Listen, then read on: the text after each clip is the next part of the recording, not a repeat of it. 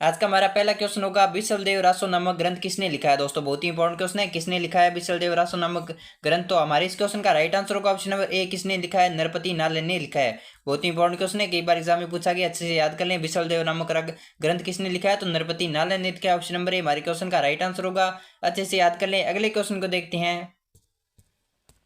हमारा अगला क्वेश्चन होगा, किसने लिखा था कि अर्नोराज ने अजमेर को तुर्कों के रक्त से शुद्ध करने के लिए अजमेर में अन्ना सागर झील का निर्माण करवाया। बहुत ही इंपॉर्टेंट क्वेश्चन है। अन्नोराज ने अजमेर को तुर्कों के रक्त से शुद्ध करने के लिए अजमेर में अन्ना सागर झील का निर्माण करवाया। यह कथन किसने कहा है, तो हमारे इस क्वेश्चन का राइट आंसर होगा ऑप्शन नंबर बी, किसने कहा है, तो जियानक ने कहा है। यह कथन किसने कहा है, जियानक ने कहा है कि अर्नोराज ने अजमेर को तुर्कों के रक्त से शुद्ध करने के लिए अजमेर में अन्ना सागर झील का निर्माण करवाया था। बहुत ही इंपॉर्टेंट क्वेश्चन है। अजमेर में अन्ना सागर झील का निर्माण किसने करवाया था, अर्नोराज ने करवाया था। किसने करवाया था, अर्नोराज ने करवाया था। अच्छे से याद कर लें। और यह कथन किसने कहा था, तो जियानक ने कहा है। अच्छे से याद कर लें दोस्तों, बहुत ही इंपॉर्टेंट क्वेश्चन है, कई बार एग्जाम में पूछा गया। अगले क्वेश्चन को देखते हैं। हमारा अगला क्वेश्चन होगा, दलपुंगल यानी विश्व विजेता की उपाधि किसने धारण की थी। दोस्तों बहुत ही इंपॉर्टेंट क्वेश्चन है, सीधा सीधा एग्जाम में पूछा जाने वाला क्वेश्चन है। दलपुंगल यानी विश्व विजेता की उपाधि किसने धारण की थी, तो हमारे इस क्वेश्चन का राइट आंसर होगा ऑप्शन नंबर बी, किसने धारण की थी, पृथ्वीराज तृतीय ने धारण की थी। दलपुंगल यानी विश्व विजेता की उपाधि किसने धारण की थी, तो पृथ्वीराज तृतीय ने धारण की थी, और इन्हें पृथ्वीराज चौहान के नाम से भी जाना जाता था। बहुत ही इंपॉर्टेंट क्वेश्चन दोस्तों, दलपुंगल यानी विश्व विजेता की उपाधि किसने धारण की थी, तो पृथ्वीराज तृतीय ने धारण की थी। अच्छे से याद कर लें, बहुत ही इंपॉर्टेंट क्वेश्चन है। ऑप्शन नंबर बी हमारे क्वेश्चन का राइट आंसर होगा। अगले क्वेश्चन को देखते हैं। हमारा अगला क्वेश्चन होगा, निम्न में से कौन सा शासक जालोर के चौहान वंश से संबंधित नहीं था। जालोर के चौहान वंश से संबंधित नहीं था, तो हमारे इस क्वेश्चन का राइट आंसर होगा ऑप्शन नंबर ए, कौन सा नहीं था, वत्सराज नहीं था।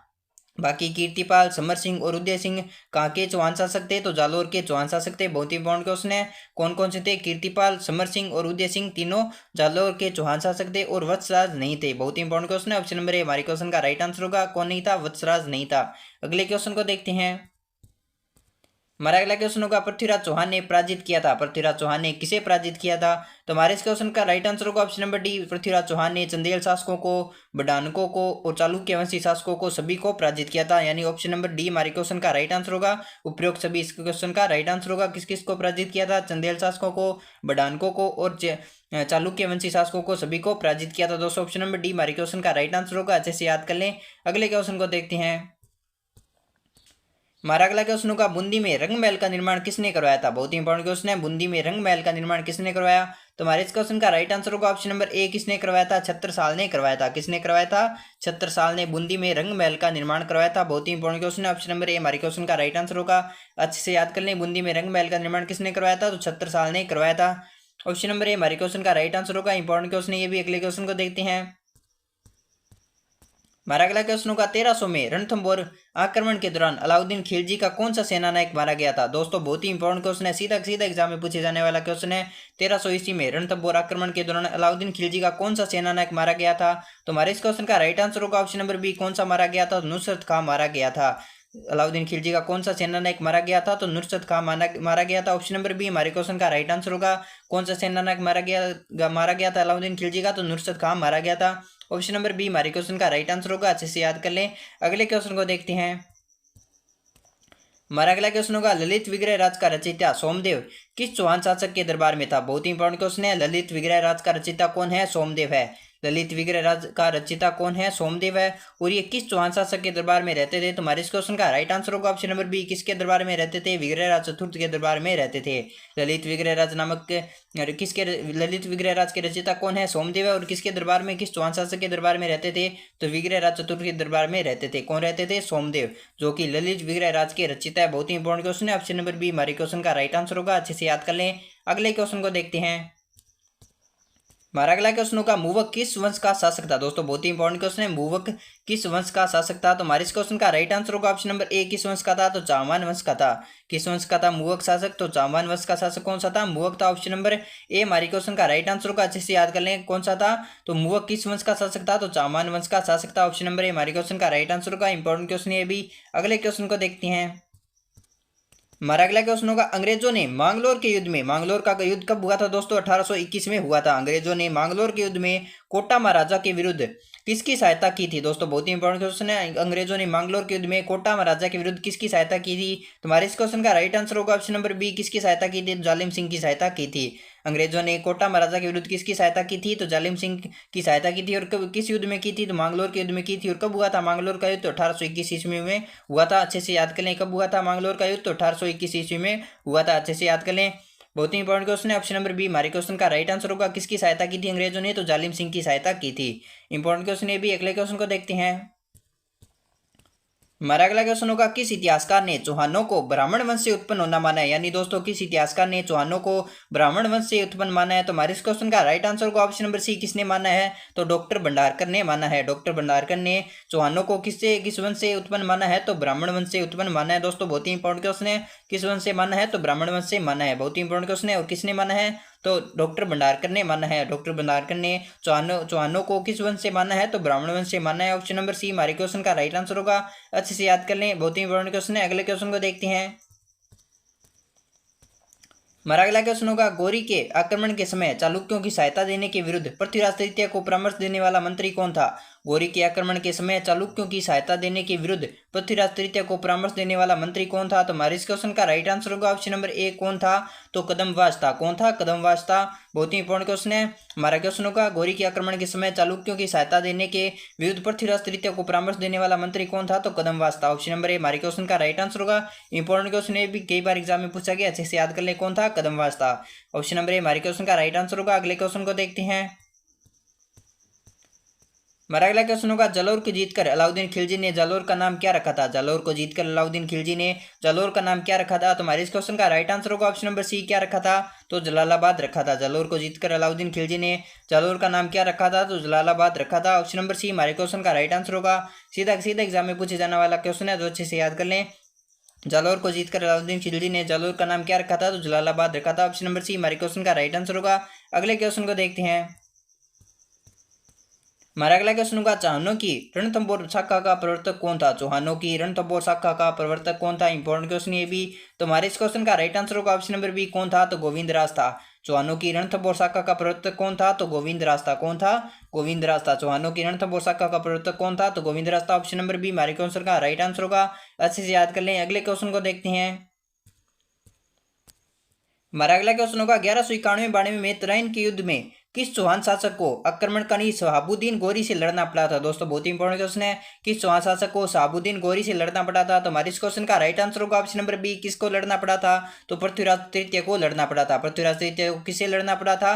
तो शहाबुद्दीन गौरी से लड़ना पड़ा था। दोस्तों कब लड़ना पड़ा था? तराइन के युद्ध के समय किस चौहान शासक को आक्रमणकारी शहाबुद्दीन गौरी से लड़ना पड़ा था? तो पृथ्वीराज तृतीय को लड़ना पड़ा था। ऑप्शन नंबर बी हमारे क्वेश्चन का राइट आंसर होगा। इंपॉर्टेंट क्वेश्चन ये भी, अच्छे से याद कर ले। अगले क्वेश्चन को देखते हैं। हमारा अगला क्वेश्चन होगा, किस चौहान शासक ने अजमेर में सबसे पहले अपनी राजधानी बनाया? बहुत ही इंपॉर्टेंट क्वेश्चन है। किस चौहान शासक ने अजमेर को सबसे पहले अपनी राजधानी बनाया? तो हमारे इस क्वेश्चन का राइट आंसर होगा ऑप्शन नंबर बी। किसने बनाया था? तो अजय राज ने बनाया था। अजय राज ने अजमेर को सबसे पहले अपनी राजधानी बनाया था। और कहाँ से के शासक थे? ये अजमेर के शासक थे। बहुत ही इंपॉर्टेंट क्वेश्चन है। और इन्होंने कौन से चौहान शासक थे जिन्होंने अजमेर को सबसे पहले अपनी राजधानी बनाया? तो किसने बनाया था? अजय राज ने बनाया था। ऑप्शन नंबर बी हमारे क्वेश्चन का राइट आंसर होगा। इंपॉर्टेंट क्वेश्चन है दोस्तों, सीधा सीधा एग्जाम में पूछे जाने वाला क्वेश्चन है। अगले क्वेश्चन को देखते हैं। हमारा अगला क्वेश्चन होगा, रणथंभौर की विजय के उपरांत अलाउद्दीन खिलजी ने इस दुर्ग को किसके अधिकार में सौंपा था?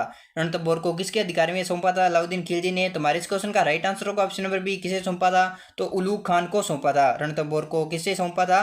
तो अलाउद्दीन खिलजी ने किसे सौंपा था? उलूग खान को सौंपा था। बहुत ही इंपॉर्टेंट क्वेश्चन है, कई बार एग्जाम में पूछा गया, अच्छे से याद कर लें। रणथंभौर की विजय के उपरांत अलाउद्दीन खिलजी ने रणथंभौर को किसे सौंपा था? तो हमारे इस क्वेश्चन का राइट आंसर होगा ऑप्शन नंबर बी। किसे सौंपा था? तो उलूग खां को सौंपा था। ऑप्शन नंबर बी हमारे क्वेश्चन का राइट आंसर होगा। अच्छे से याद कर ले। अगले क्वेश्चन को देखते हैं।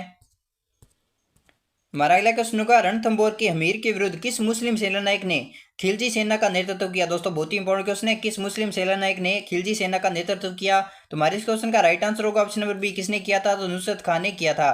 बहुत ही इंपॉर्टेंट क्वेश्चन है। किसने किया था मुस्लिम सेना का नेतृत्व? खिलजी सेना की तरफ से नेतृत्व किसने किया था? तो नुसरत खान ने किया था। ऑप्शन नंबर बी हमारे क्वेश्चन का राइट आंसर होगा। अच्छे से याद कर लें दोस्तों, कई बार एग्जाम में पूछा गया। अगले क्वेश्चन के बारे में बात करते हैं। हमारा अगला क्वेश्चन होगा, सिरोही की किस शासक ने ईस्ट इंडिया कंपनी से संधि की थी? सिरोही के किस शासक ने ईस्ट इंडिया कंपनी के साथ संधि की थी? तो हमारे इस क्वेश्चन का राइट आंसर होगा ऑप्शन नंबर डी। किसने की थी? तो शिव सिंह ने की थी। किसने की थी? शिव सिंह ने की थी। ईस्ट इंडिया कंपनी किस सिरोही के किस शासक ने ईस्ट इंडिया कंपनी के साथ संधि की थी? तो शिव सिंह ने की थी। ऑप्शन नंबर डी हमारे क्वेश्चन का राइट आंसर होगा। अच्छे से याद कर लें, किसने की थी? तो शिव सिंह ने की थी। बहुत ही इंपॉर्टेंट क्वेश्चन है। अगले क्वेश्चन को देखते हैं। हमारा अगला क्वेश्चन होगा विद्यानुरागी व संगीत प्रेमी होने के कारण राणा कुंभा को कौन सी उपाधि प्राप्त थी। दोस्तों बहुत ही इंपॉर्टेंट क्वेश्चन है। विद्यानुरागी और संगीत प्रेमी होने के कारण राणा कुंभा को किस नाम से जाना जाता था। तो हमारे इस क्वेश्चन का राइट आंसर होगा ऑप्शन नंबर बी, किस नाम से जाना जाता। तो अभिनव भट्टाचार्य के नाम से जाना जाता था। विद्यानुरागी और संगीत प्रेमी होने के कारण राणा कुंभा को किस नाम से जाना जाता था। तो अभिनव भट्टाचार्य के नाम से जाना जाता था। ऑप्शन नंबर बी हमारे क्वेश्चन का राइट आंसर होगा। बहुत ही इंपॉर्टेंट क्वेश्चन है दोस्तों, कई बार एग्जाम में पूछा गया, अच्छे से याद कर लें। अगले क्वेश्चन को देखते हैं। हमारा अगला क्वेश्चन होगा पृथ्वीराज रासो ग्रंथ में राजपूतों की उत्पत्ति किससे बताई गई है। पृथ्वीराज रासो में राजपूतों की उत्पत्ति किससे बताई गई है। तो हमारे इस क्वेश्चन का राइट आंसर होगा ऑप्शन नंबर सी, किससे बताई गई है। तो अग्निकुंड से बताई गई है। राजपूतों की उत्पत्ति किससे बताई गई है। तो अग्निकुंड से बताई गई है। ऑप्शन नंबर सी हमारे क्वेश्चन का राइट आंसर होगा। अगले क्वेश्चन को देखते हैं। हमारा अगला क्वेश्चन होगा वह वृक्ष जिससे कत्था निकाला जाता है। कत्था क्या होता है दोस्तों, बहुत ही इंपॉर्टेंट क्वेश्चन है। वह वृक्ष जिससे कत्था निकाला जाता है। तो हमारे इस क्वेश्चन का राइट आंसर होगा ऑप्शन नंबर डी, किससे निकाला जाता है। तो खेर से निकाला जाता है। कत्था किससे निकाला जाता है, खेर से निकाला जाता है। इसकी छाल को उखाड़कर और पानी में उबालकर इससे कत्था प्राप्त किया जाता है। दोस्तों बहुत ही इंपॉर्टेंट क्वेश्चन है, अच्छे से याद कर लें। कत्था किससे निकाला जाता है। तो खेर से निकाला जाता है। औषधीय रूप में इसका प्रयोग किया जाता है। खेर से क्या निकाला जाता है, कत्था निकाला जाता है। बहुत ही इंपॉर्टेंट क्वेश्चन है, अच्छे से याद कर लें। अगले क्वेश्चन को देखते हैं। हमारा अगला क्वेश्चन होगा अर्जुन का वृक्ष मुख्य रूप से मिलता है, यानी अर्जुन का वृक्ष कहाँ पर मिलता है। तो सबसे ज्यादा कहाँ पे मिलता है। तो हमारे इस क्वेश्चन का राइट आंसर होगा ऑप्शन नंबर ए, कहाँ पे मिलता है। तो झालावाड़ में मिलता है। अर्जुन का वृक्ष सबसे ज्यादा कहाँ पे मिलता है। तो झालावाड़ में मिलता है। ऑप्शन नंबर ए हमारे क्वेश्चन का राइट आंसर होगा। अर्जुन का वृक्ष कहाँ पे मिलता है। तो झालावाड़ में मिलता है। अच्छे से याद कर लें। अगले क्वेश्चन को देखते हैं।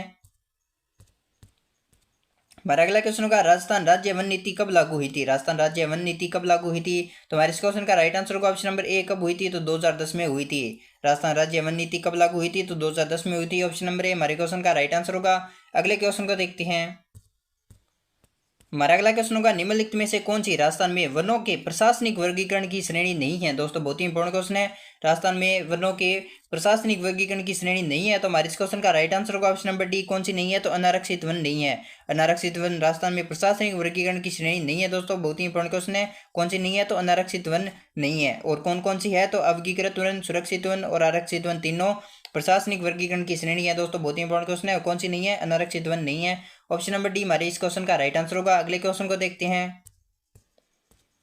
हमारा अगला क्वेश्चन होगा निम्न में से किस जिले में सदाहरित और अर्ध सदाहरित वन पाए जाते हैं। सदाहरित और अर्ध सदाहरित वन पाए जाते हैं। तो हमारे इस क्वेश्चन का राइट आंसर होगा ऑप्शन नंबर ए, किस जिले में पाए जाते हैं। तो सिरोही में पाए जाते हैं। सिरोही में सदाहरित और अर्ध सदाहरित वन प्रकार के वन पाए जाते हैं। कहाँ पे पाए जाते हैं, सिरोही में पाए जाते हैं। ऑप्शन नंबर ए हमारे क्वेश्चन का राइट आंसर होगा। अगले क्वेश्चन को देखते हैं। हमारा अगला क्वेश्चन होगा निम्नलिखित में से कौन सा पुरस्कार पर्यावरण जलवायु परिवर्तन विभाग द्वारा प्रदान किया जाता है। कौन सा पुरस्कार दिया जाता है। तो हमारे इस क्वेश्चन का राइट आंसर होगा ऑप्शन नंबर डी, कौन सा दिया जाता है। तो राजीव गांधी पर्यावरण संरक्षण पुरस्कार दिया जाता है। बहुत ही इंपॉर्टेंट क्वेश्चन है, पर्यावरण जलवायु परिवर्तन विभाग द्वारा कौन सा पुरस्कार प्रदान किया जाता है। तो राजीव गांधी पर्यावरण संरक्षण पुरस्कार दिया जाता है। ऑप्शन नंबर डी हमारे क्वेश्चन का राइट आंसर होगा। बहुत ही इंपॉर्टेंट क्वेश्चन है, जिसे याद कर लें। कौन सा पुरस्कार दिया जाता है। तो राजीव गांधी पर्यावरण संरक्षण पुरस्कार दिया जाता है। ऑप्शन नंबर डी हमारे क्वेश्चन का राइट आंसर होगा। अगले क्वेश्चन को देखते हैं। हमारा अगला क्वेश्चन होगा निम्नलिखित में से राजस्थान के किस जिले में तेंदुपत्ती का उत्पादन नहीं होता है। किसका उत्पादन नहीं होता है। तो तेंदुपत्ती का उत्पादन नहीं होता है। तो हमारे इस क्वेश्चन का राइट आंसर होगा ऑप्शन नंबर बी, किस जिले में नहीं होता है। तो सिरोही में नहीं होता है। राजस्थान के सिरोही जिले में तेंदुपत्ती का उत्पादन नहीं होता है। अच्छे से याद कर लें, किस जिले में नहीं होता है। तो सिरोही में नहीं होता है। किसमें नहीं होता है, सिरोही जिले में तेंदुपत्ती का उत्पादन नहीं होता है। ऑप्शन नंबर बी हमारे क्वेश्चन का राइट आंसर होगा। अगले क्वेश्चन को देखते हैं।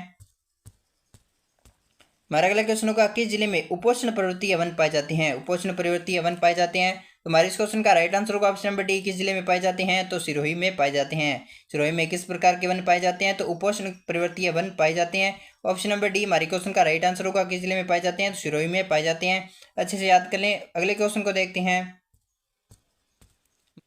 हमारा अगला क्वेश्चन होगा राजस्थान में उपोष्ण कटिबंधीय सदाबहार वन कहाँ पाए जाते हैं। राजस्थान में उपोष्ण कटिबंधीय सदाबहार वन कहाँ पाए जाते हैं। तो हमारे इस क्वेश्चन का राइट आंसर होगा ऑप्शन नंबर सी, कहाँ पाए जाते हैं। तो आबू पर्वत में पाए जाते हैं। राजस्थान में उपोष्ण कटिबंधीय सदाबहार वन कहाँ पाए जाते हैं। तो ऑप्शन नंबर सी हमारे क्वेश्चन का राइट आंसर होगा। कहाँ पाए जाते हैं। तो आबू पर्वत पर पाए जाते हैं।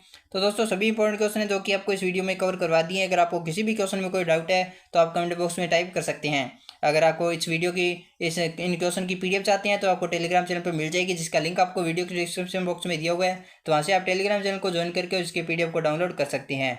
तो दोस्तों अगर आपको वीडियो अच्छी लगे तो वीडियो को लाइक कीजिएगा, चैनल को सब्सक्राइब कीजिएगा। तो दोस्तों मिलते हैं नेक्स्ट वीडियो में, तब तक के लिए जय हिंद, जय भारत।